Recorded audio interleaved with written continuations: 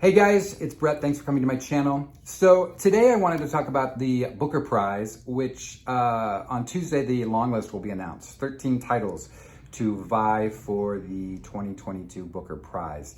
I would like to actually go over today 5 titles which I think will probably be on the list, and 5 titles which I would love to see make the list. We'll see. So let's get started. Of the 5 that I think will definitely be on, the first, Young Mungo by Douglas Stewart. Douglas Stewart, of course, won the Booker in 2020 for Shuggie Bain. I actually liked this better than Shuggie Bain. And I know that the Booker seems partial to nominating writers who have been on the list before. So I really believe that this will probably make it. Number 2, Trust by Hernan Diaz. This book is so interesting and it's gotten a lot of heat. It's interesting because it's a story that's told through multiple formats of stories, almost like a Russian nesting doll. And I sometimes felt a little bit like the style kind of was at the forefront of the substance. Not to say he's not an incredible writer. I just personally felt a little bit that the cleverness of how the story is told overshadows the fact that the story is just a little bit like, whatevs. But I think this is something that absolutely could be on there. All right, next up is Glory by NoViolet Bulawayo. The quick log line is this is an African version of Animal Farm, but looking at some people who actually read it, I don't know that that's completely true, but it's about the fall of a country told through the viewpoint of its animals. I have not read this yet. It's probably something normally would not be in my comfort zone, and I don't know that I would read it. If it is on the Booker list, I will absolutely be reading it, but there's a lot of buzz on this, and I think that this might be one that's on there. All right, next, this book I finished last night, The Colony by Audrey McGee. It's fantastic. It's fantastic, and I'm going to go out on this little limb here and say not only do I think this will be on the long list, short list, I predict this could actually take the whole prize. It's a beautiful, fantastically written story about a painter who goes to spend some time on this island off the coast of Ireland that's kind of been untouched, and a Frenchman who's a linguist who shows up, who's writing a book about keeping the language of this island intact, and they kind of hit head to head. It's also about the villagers who live on this island. It's so beautifully written. The way that Audrey McGee follows her characters and moves from one to the next, going into their psyche, and I can't say enough good things about it. Love this. I'll be really upset if this doesn't get on, but I really think this will get on. And again, I'm saying it now, I think this could take the prize.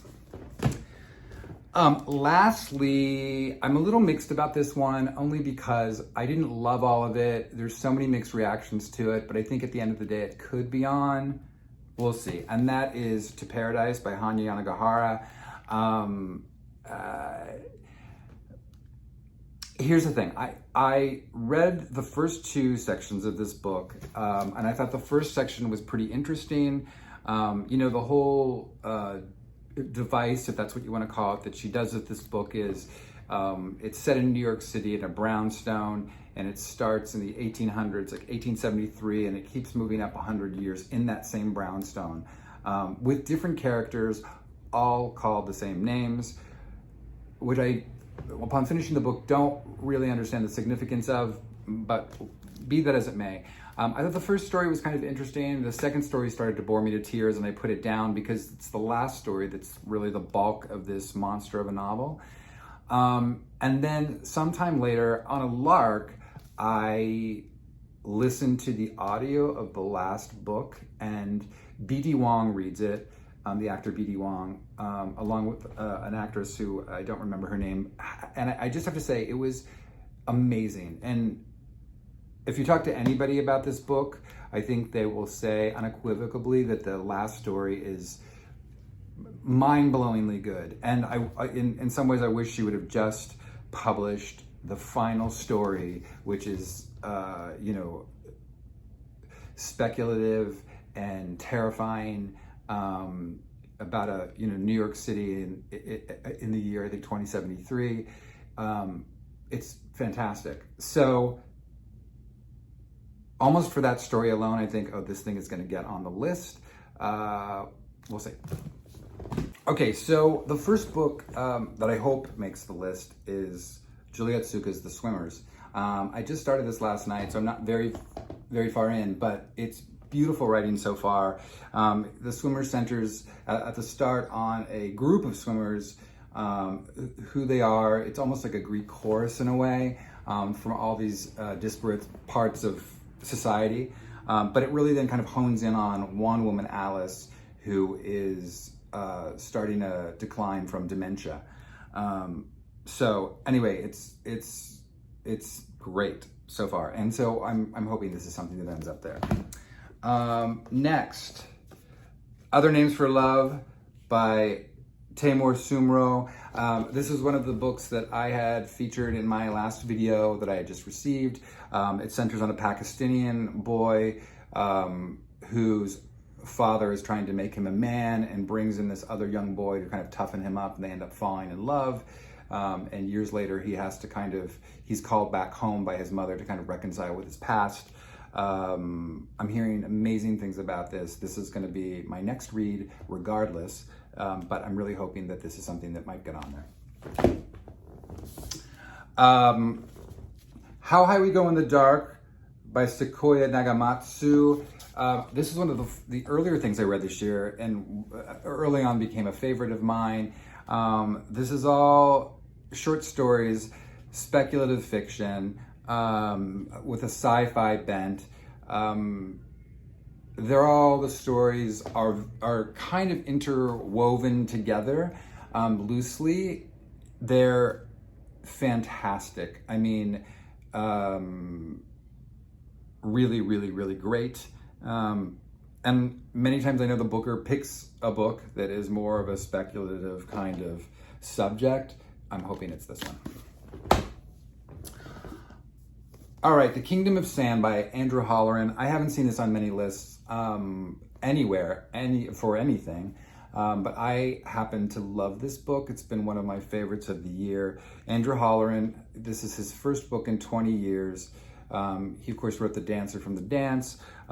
This follows an aging gay man in Florida kind of coming to the end of life, almost a meditation on that, and his relationship with his best friend who lives down the street from him. Again, I think it's terrific. I would be thrilled if this made it. And finally, this kind of crosses the line a little bit. I'm cheating a little bit because I feel like this also could end up on the list, which is Jonathan Franzen's Crossroads. I loved this. I know Franzen is considered by some people controversial. I know some people think they don't like the way he writes women. I actually love his female characters, and I think that the mom in this is a incredibly written character. So we'll see. That would be kind of cool, but we'll see.